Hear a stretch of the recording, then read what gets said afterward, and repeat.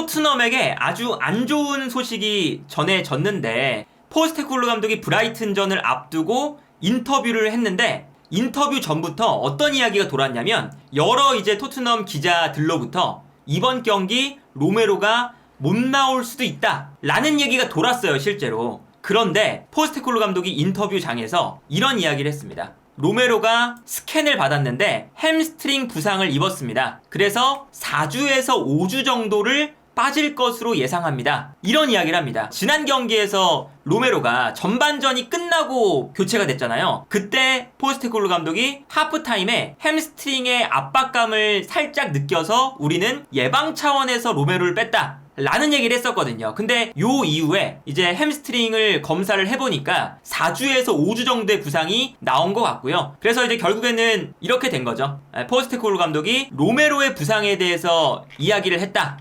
특히나 로메로는 햄스트링 부상을 입었다. 브라이튼전을 앞두고 사실은 브라이튼전뿐만 아니라 지금부터 5주 동안이면 결국에는 1월 말 혹은 2월 초잖아요. 한 달 동안 못 나오는 거예요. 손흥민 선수가 아시안컵으로 떠나 있는 기간만큼 로메로도 같이 못 나옵니다. 근데 여기서 이제 더 심각한 건 지금 로메로가 당장 빠져버리면 수비 라인에 뛸 수 있는 선수가 없는 상태죠. 왜냐하면 반더벤도 지금 부상 중이잖아요. 그래서 지금 토트넘에 남아있는 수비수가 벤 데이비스, 다이어가 남아있어요. 그리고 애슐리 필립스가 남아있긴 한데 애슐리 필립스는 아직 데뷔도 안 한 선수다 보니까 약간의 리스크가 있고 상황에 따라서는 에메르송 로얄이 센터백으로 기용될 가능성도 있는 거죠. 그러니까 이게 다음 경기에서 토트넘이 어떤 센터백으로 나올지가 지금 예측이 안 될 정도로 약간 불안불안한 지금 상태예요. 일단 지금 토트넘의 이번 시즌 주전 베스트 11 중에서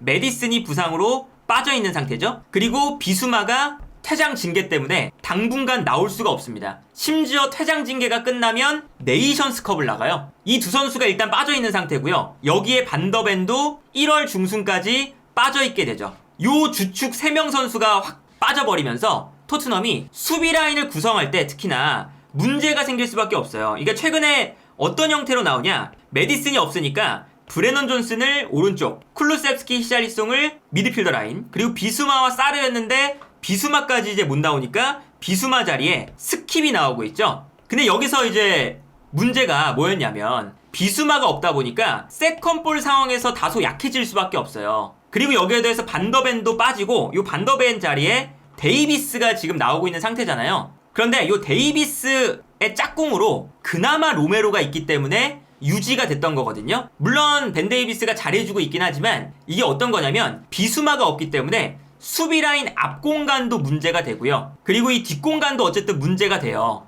벤 데이비스가 약간의 이제 뒷공간을 허용할 때가 있거든요. 근데 이 커버를 로메로가 앞 공간도 커버, 뒷공간도 커버를 잘 해주고 있었는데 로메로까지 빠진다. 그럼 이 자리에 사실은 나올 수 있는 선수가 아까 말씀드렸던 것처럼 다이어, 필립스 혹은 에메르송 로얄이죠. 다행히 그래도 우도기가 다음 경기엔 나올 수가 있으니까. 원래는 에메르송 로얄이 지난 경기에는 왼쪽에 나왔죠. 우도기까지 만약에 못 나왔으면 이 자리에 나올 수 있는 선수가 다이어와 필립스 2명뿐이었을 거예요. 그런데 아마도 이번 경기는 왼쪽에 우도기가 나오니까 중앙 지역에 에메르송 로얄을 투입해서 써볼 가능성이 높습니다. 왜냐면 이 자리에 다이어를 쓸 수 없는 이유는 지난 경기도 봤는데 다이어가 이 뒷공간에 대한 커버를 참 못해줘요. 그리고 토트넘이 라인이 높은데 라인이 높았을 때 다이어가 앞공간에 대한 커버, 뒷공간에 대한 커버를 거의 못하는 모습이 나왔거든요. 이 장면 보시면 순간적으로 벤 데이비스가 약간 측면으로 끌려나가 있을 때 그 뒷공간으로 뛰어들어오는 선수가 있습니다. 그리고 이 뛰어들어오는 선수에게 에버튼이 패스를 보내주는 상황이죠. 그런데 다이어가 바로 반대편에서 이 장면을 바라보고 있었어요. 심지어 뛰어들어가는 선수의 동선을 보고 있었습니다. 그런데 이 공간으로 뛰어들어가는 선수를 다이어가 제대로 안 따라가는 모습이 나오죠. 그래서 이 다음 장면을 보면요, 침투하는 공격수에게 완벽한 공간이 나와요. 공간이 나왔는데 다이어가 출발하는 게 이미 늦었습니다. 벤 데이비스의 뒷공간이죠? 근데 이 공간이 로메로였다면 빨리 달려들어서 붙어줬을 텐데 다이어가 늦게 달려가다 보니까 그대로 슈팅을 허용하는 장면이 나오죠. 그러니까 이런 장면을 보면 아, 다이어가 얼마나 공간을 커버하는데 문제가 있는 선수인지를 볼 수가 있어요. 로메로가 못 나온다고 해서, 그리고 반더벤도 없다고 해서 벤 데이비스의 짝으로 다이어를 출전시키기에는 너무나도 리스크가 큽니다. 그러니까 아마도 이 다이어를 출전시키는 걸 포스테코글루 감독이 아마 많이 고민을 할 거예요. 그리고 최근에 나왔던 순번을 보면 다이어보다 에메르송 로얄을 더 믿는 모습이 나옵니다. 지난 경기는 이제 에버튼전에 왜 다이어가 나왔냐면 에메르송 로얄이 왼쪽 풀백으로 나올 수밖에 없었잖아요. 우도기가 없으니까. 근데 물론 이제 필립스가 나올 가능성도 존재하고요. 마치 그 맨유처럼 센터백 라인을 아무도 못 썼잖아요. 바란, 리산드로 마티네스, 린델로프, 맥과이어 모두 부상이었고 에반스 한 명만 나올 수 있었습니다. 그리고 여기에 더해서 뭐 지난 경기 웨스트햄전에 특히나 달로까지 못 나오면서 루크쇼를 센터백으로 기용할 수도 없었어요. 그러다 보니까 나올 수 있는 선수가 도저히 없어서 유망주를 데뷔시켰죠. 캄부알라라는 센터백인데 어쨌든 그런 것처럼 이번 경기에서 다이어를 도저히 못 믿겠다. 그렇다고 해서 에메르송 로얄도 센터백은 아니다 라고 판단을 하면 필립스가 나올 수도 있습니다. 그리고 이것도 아니라면 또 다른 선택지가 있죠. 호이비에르를 센터백으로 기용하는 거. 호이비에르를 센터백으로 기용하는 것도 가능은 해요. 첼시전에서 센터백이 없을 때 호이비에르가 실제로 센터백을 소화했던 시간이 있었죠. 근데 센터백을 이제 소화하는 시간 동안 나름 괜찮았었기도 했어요. 그렇기 때문에 호이비에르를 센터백으로 기용하는 방법도 생각은 해볼 수가 있다. 근데 어쨌든 반더벤과 로메로가 모두 없는 상태에서 데이비스의 짝으로 에메르송 로얄이 나오든 다이어가 나오든 아니면 애슐리 필립스가 나오든 호이비에르가 나오든 모두 다 단점은 있어요. 일단 로얄이 나오면 에메르송 로얄이 풀백 자리에서는 제공권이 나쁜 편이 아니지만 센터백으로는 제공권이 좋은 편이 아니죠. 그러니까 벤 데이비스와 에메르송 로얄 이 두 명의 센터백이라면 제공권 싸움에서 질 가능성이 매우 높습니다. 이게 사실은 가장 큰 문제죠. 특히나 세트피스 같은 상황에서 그 에버튼전에 다이어를 기용했던 이유 중에 하나도 제공권이 있었어요. 이제 아무래도 그 세트피스 상황에서 제공권 싸움에 대한 그런 문제를 생각을 안 할 수가 없잖아요.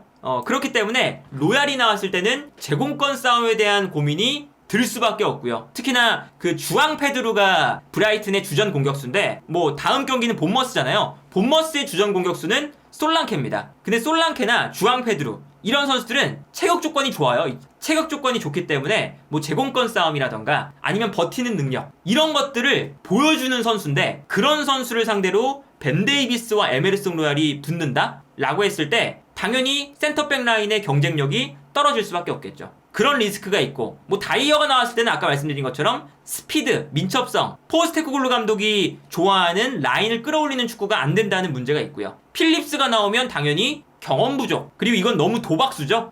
그리고 호이비에르가 나오면 당연히 센터백이 아니니까, 그리고 수비수가 아니다 보니까 기본적으로 라인을 맞추는데 어려움을 좀 겪습니다. 그리고 이거는 에메르송 로얄도 마찬가지이긴 한데요.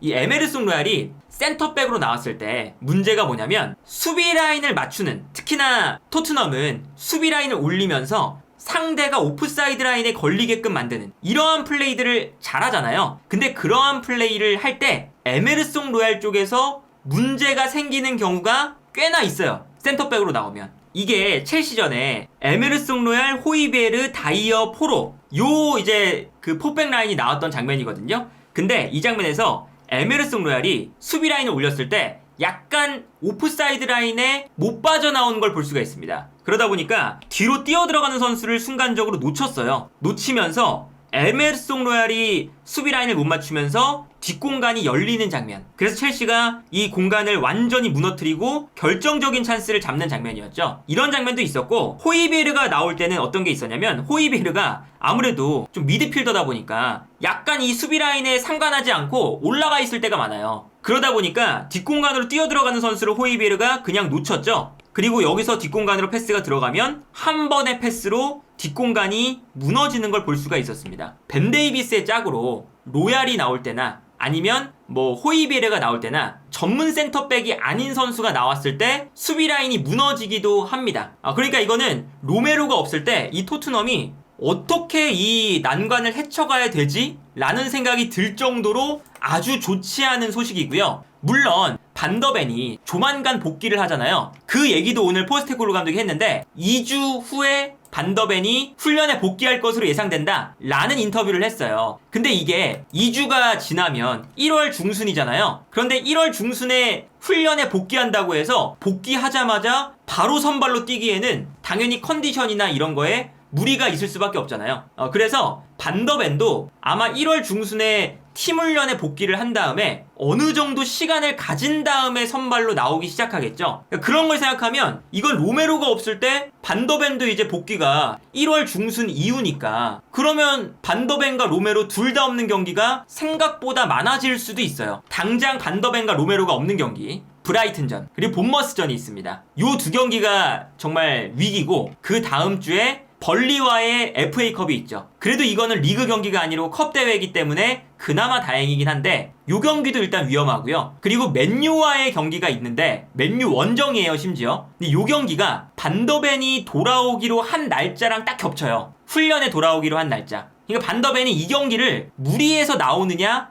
아니면 무리를 시키지 않느냐 여기서 결정이 될 것 같은데 어쨌든 이 경기도 반더벤과 로메로가 둘 다 없을 가능성이 높은 경기고요. 그러다 보니까 손흥민 선수가 없는 요 기간 동안 지금 토트넘의 경기는 반더벤과 로메로가 없이 센터백 라인을 구성하는 경기가 될 수가 있는 거죠. 이거는 또 이제 어떤 면에서 또 문제가 있냐면 토트넘이 지금 1월 이적 시장에 가장 1순위로 꼽는 게 센터백 영입입니다. 그래서 만약에 로메로가 부상을 당했으니까 바로 센터백을 1월 1일에 데려온다. 이러면 너무 좋겠죠? 근데 로메로가 부상을 당한 건 누구나 알아요. 그러면 지금 토트넘이 가장 노리고 있는 선수가 토디보잖아요. 근데 토디보가 니스의 소속팀인데 니스가 이제 토디보를 이제 데리고 있잖아요. 니스가 협상을 할 때 우위에 설 수가 있는 거죠. 로메로도 없고 반더벤도 없기 때문에 토트넘 급한 거를 다 알고 그러면 이적료를 더 높게 부를 수가 있게 되는 거고 토디보뿐만 아닙니다. 드라구신도 마찬가지고 아다라비오도 마찬가지고 브랜스웨이트도 마찬가지고 이제 토트넘하고 연결이 됐었던 대부분의 센터백들의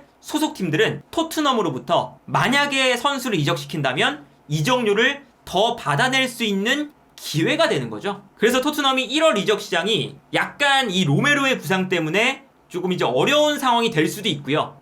이제 그렇다고 해도 만약에 토트넘이 레비가 1월 이적 시장에 굳은 마음을 가지고 그냥 시원하게 돈을 써서 약간은 높은 금액이라고 해도 확실하게 센터백을 데려온다. 성적을 위해서. 그러면 이제 가장 좋은 방향으로 가겠지만 그런 방향이 안 된다면 토트넘이 1월달 내내 그리고 2월 초반까지도 센터백 라인을 구성하는데 매우 큰 어려움을 겪을 수가 있다. 로메로가 토트넘으로 이적한 다음에 너무나 부상이 많습니다. 보시면요. 지금 로메로가 이적한 이후에 2021, 2022 시즌에 4번의 부상을 당했어요. 그 다음에 지난 시즌에는 부상을 2번 당했습니다. 그래서 지지난 시즌부터 현재까지 로메로가 6번의 부상, 이번 부상으로 7번째 부상이거든요. 매 시즌 부상을 당하고 심지어 매 시즌 한 달 이상 부상을 당하고 있어요. 그러니까 로메로가 가지고 있는 실력은 좋지만 이제 부상을 너무나도 자주 당하다 보니까 이거 토트넘도 이제는 뭐 한 시즌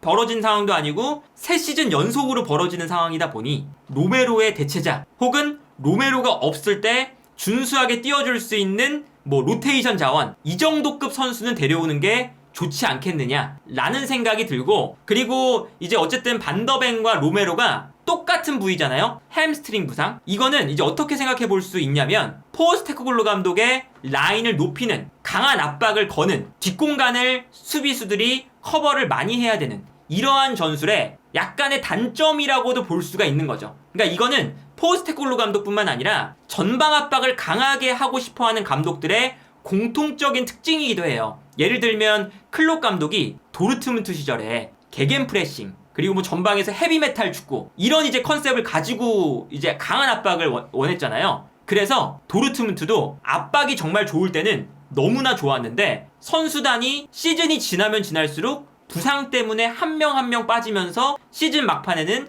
어려운 시간을 보내는 이런 모습이 나왔었고요. 그러다 보니까 이거는 어쨌든 포스테코글루 감독의 강력한 압박 전술, 공격적인 컨셉 이런 것들로부터 나오는 영향도 어느 정도는 있어 보인다. 물론 이거를 이제 뭐 절대적인 그 이제 인과관계라고 볼 수는 없겠지만 어느 정도는 영향을 줄 수 있는 거고, 이제 그러다 보니까 이제 포스테코글루 감독도 선수 자체가 없는 상태고요.